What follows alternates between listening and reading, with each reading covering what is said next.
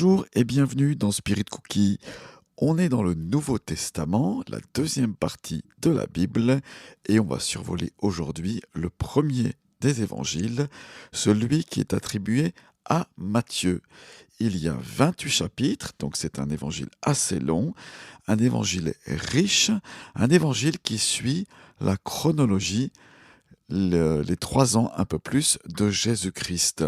Et on est comme avec une caméra et on projette la vie de Jésus, les étapes qui sont là, depuis sa naissance jusqu'à sa mort sur la croix et jusqu'à sa résurrection et son ascension ainsi que l'envoi de ses amis dans les nations. Voilà un évangile donc qui est très riche, qui en premier lieu était destiné aux Juifs. Pourquoi on dit ça? Eh bien, je vous rappelle que l'Église est née à Jérusalem il y a à peu près 2000 ans, un petit peu plus, et que cette Église était composée tout d'abord de Juifs, et ces Juifs s'étaient convertis et avaient reconnu en Jésus-Christ le Messie que les prophètes avaient annoncé déjà depuis longtemps. Alors, une des caractéristiques de cet évangile, c'est qu'il y a beaucoup de citations de l'Ancien Testament. Donc on prend des parties de l'Ancien Testament et on les applique à Jésus, notamment des prophéties. Et vous allez voir, on parlera un petit peu plus loin de cela, qu'il y a une précision extraordinaire dans cet évangile quant à l'application des prophéties. Donc il est destiné d'abord aux Juifs, à qui le Messie a d'abord été envoyé, et puis ensuite aux païens, à ceux qui ne sont pas juifs et qui ont besoin tout autant que les juifs de reconnaître Jésus comme leur sauveur et leur Seigneur. Alors c'est intéressant que cet évangile soit placé en premier dans le Nouveau Testament parce qu'il fait vraiment une continuité avec l'Ancien. L'ancienne alliance dans laquelle il y a dans l'Ancien Testament des prophètes qui ont annoncé les choses qui doivent arriver, et ces prophéties sont en grand nombre concernant la place de Jésus, et Matthieu va faire cette continuité avec la personne de Jésus et toutes les situations qu'il voit. Il y voit une correspondance avec l'Ancien Testament. Est-ce qu'on est sûr que c'est Matthieu, le disciple, celui qui faisait partie des apôtres de l'agneau?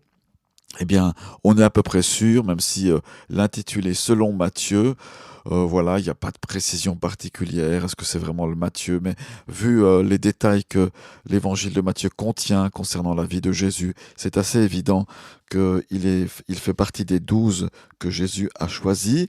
Ce que l'on appelle les pères de l'Église, la patristique, reconnaît assez unanimement que notamment Eusèbe, ceux qui ont entendu parler de lui au IIe siècle, attribue vraiment l'évangile de Matthieu à ce disciple.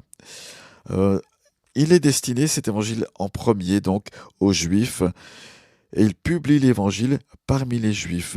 Il recourt souvent donc à l'Ancien Testament, et son livre contient plus de citations qu'aucun autre écrit du Nouveau Testament. Il appelle Jésus le fils de David, et ça a toute son importance pour les Juifs. On reconnaît là sa généalogie humaine. Et puis l'expression royaume des cieux, qui est propre à Matthieu, eh bien, est employée de nombreuses fois. Et ça parle pour les Juifs, parce que les Juifs attendaient le royaume des cieux. Et c'est une expression, vous savez qu'on n'osait pas prononcer le mot Dieu, et peut-être toujours pas chez les Juifs orthodoxes. On fait attention donc à ne pas salir le nom de Dieu au cas où on le fait. Donc à la place du nom Dieu, on prononce cieux. Et l'évangile de Matthieu contient souvent donc l'expression royaume des cieux. Il y a dans Matthieu chapitre 13 les évangiles du royaume des cieux. Il y a dans Matthieu 5 les règles concernant les disciples qui font partie du royaume, etc., etc. Donc voilà, cette expression qui est propre, qui nous montre que cet évangile était en premier lieu destiné aux juifs religieux, aux juifs pieux. Où est-ce qu'il a rédigé cet évangile? Alors, voilà, c'est pas très important, mais certains pensent qu'il a rédigé son évangile, Matthieu, alors qu'il était à Antioche de Syrie. Voilà, c'est un lieu important, j'en parlerai quand on sera dans les Actes des Apôtres, c'est un lieu important de l'expansion du christianisme. On voit ça à partir de Actes chapitre 13, donc Antioche de Syrie. Je ferme la parenthèse, c'est pas le plus important. Quand a-t-il rédigé son évangile? Eh bien, ça dépend des érudits, mais certains pensent au plus tôt qu'il a été rédigé vers 49 après Jésus-Christ, d'autres repoussent l'année jusqu'à l'an 70. Voilà. Plus tard, ça paraît un petit peu difficile. Certains pensent que c'était bien après, mais c'est un petit peu difficile parce que Matthieu mentionne Jérusalem, la ville sainte, le lieu très saint, et on sait qu'à partir de l'an 70 de l'ère, de notre ère, eh bien, le Jérusalem et le temple ont été détruits. Donc ça n'a pas de sens de mentionner la ville sainte comme étant au présent, alors que Jérusalem aurait été détruite. Donc, ce qui fait que si on retient la date de 65 après Jésus-Christ, ce que la plupart des théologiens évangéliques reconnaissent, eh bien, on est certainement assez dans le vrai. Mais l'essentiel de son évangile, bien sûr, c'est son contenu. Le premier verset de l'évangile révèle le thème central de Matthieu. Jésus-Christ, fils de David et fils d'Abraham. Le Messie, Jésus, est enraciné dans la judaïté, dans le judaïsme. Il en fait partie. Du reste, il est venu non pas pour abolir la loi de Moïse, mais pour l'accomplir. Et l'expression fils de David revient 9 fois dans l'évangile de Matthieu, contre 3 pour l'évangile de Marc et l'évangile de Luc, sachant que Jean n'en fait aucune mention. Donc il y a 4 évangiles, je ne l'ai pas encore mentionné, mais je le dis.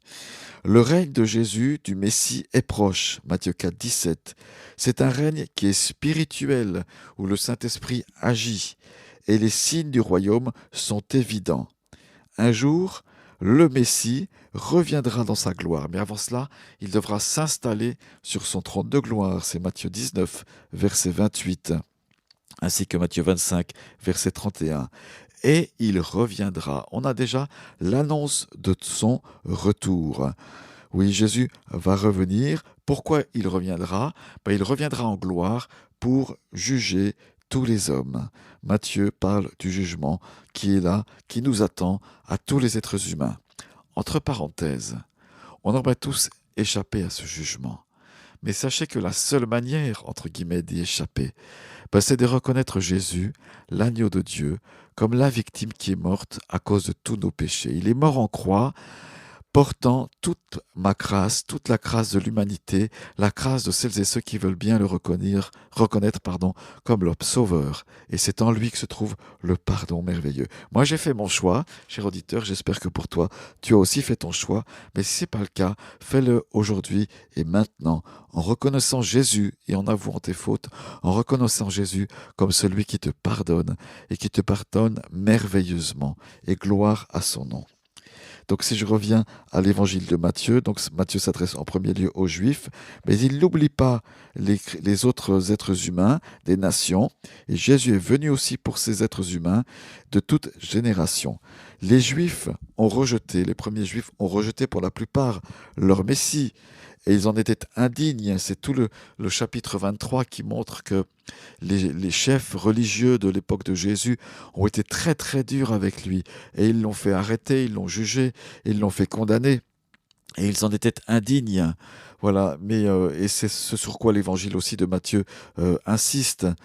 Mais viendra le temps où le royaume sera enlevé à ces chefs religieux et il sera donné à une nation, aux nations qui en seront plus dignes.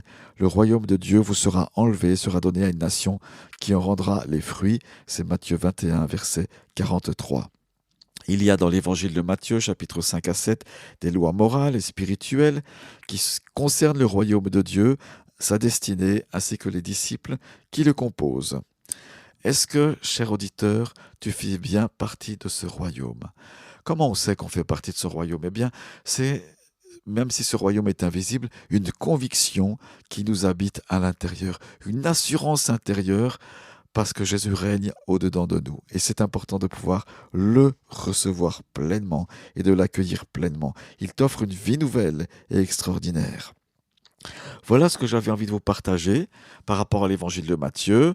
Tu peux te référer bien sûr à des ouvrages de référence, pour en savoir un peu plus. Mais ce qui compte, c'est que tu puisses lire, et c'est le but de Spirit Cookie et de cette saison où on survole le Nouveau Testament. Tu peux télécharger gratuitement un verset biblique de l'évangile de Matthieu, et dans cet évangile, eh bien, tu vas pouvoir l'apprendre par cœur, ce verset grâce à un verset illustré en te rendant sur spiritcookie.org. N'hésite pas à laisser ton commentaire à cette page-là. Et puis, merci d'avoir écouté ce long podcast aujourd'hui sur l'évangile de Matthieu. À la semaine prochaine où on va voir l'évangile de Marc. Ciao, ciao, je prie pour toi. À bientôt.